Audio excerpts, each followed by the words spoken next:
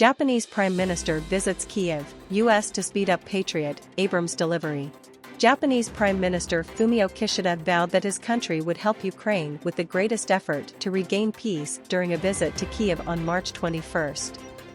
Kishida's visit to Kyiv occurred as Chinese leader Xi Jinping was visiting Moscow. Kishida is the first Japanese prime minister to visit a war zone since World War II.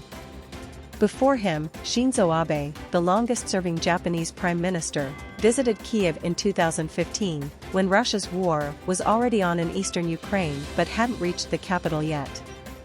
Kishida arrived in Kyiv in the afternoon on March 21, after his India visit. He is the last G7 leader to travel to Ukraine since the start of Russia's full-scale invasion.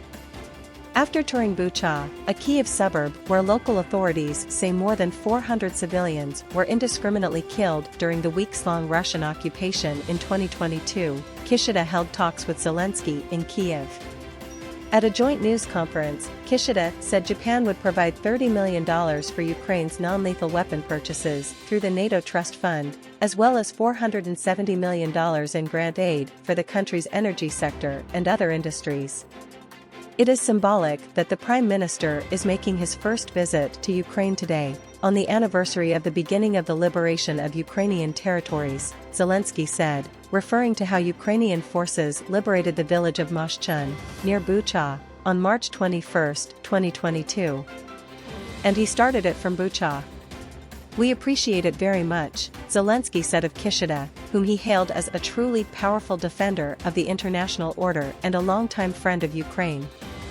Kishida's surprise visit came a few months before the upcoming Group of Seven (G7) summit in the Japanese city of Hiroshima in May. Kishida, who received an invitation from Zelensky in January during a phone call, had been facing pressure from the opposition party to visit Kyiv before the summit. Kishida has strongly condemned the Kremlin multiple times, but his country, which holds a long-standing territorial dispute with Russia over islands of the Kuril chain, has not provided any weapons to Ukraine. Japan has thus far sent non-lethal equipment, such as bulletproof vests, to Ukraine. Japan allows arms exports only to the countries that co-produce weapons with Japan. Since November, the country has been considering easing the restriction. The government and the ruling Liberal Democratic Party have offered to add more countries to the list of nations eligible for arms exports, such as those attacked by another state, but it has not been set in motion yet.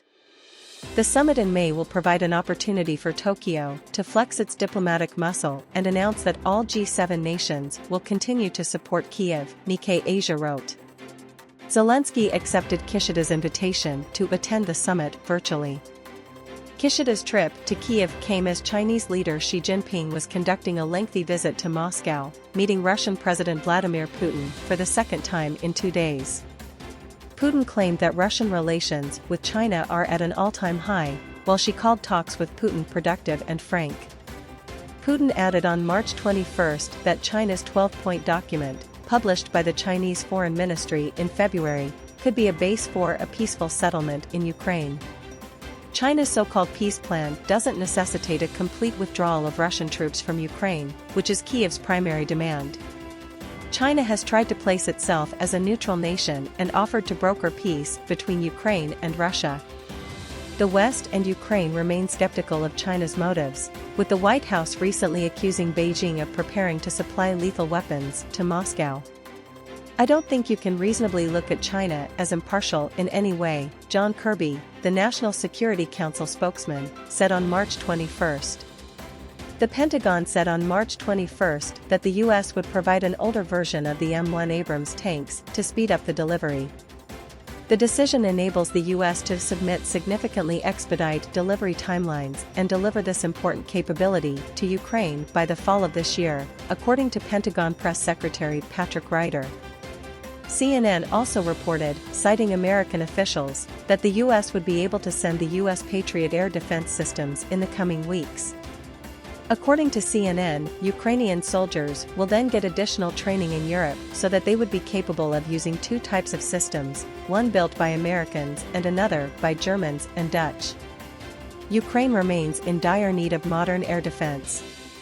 On March 21, Russian troops fired 4 Kh-59 missiles at Odessa, according to the president's office head Andriy Yermak. Ukrainian air defense shot down 2 missiles, but the other 2 hit the city, damaging a 3-story building and wounding 3 people, said Yermak.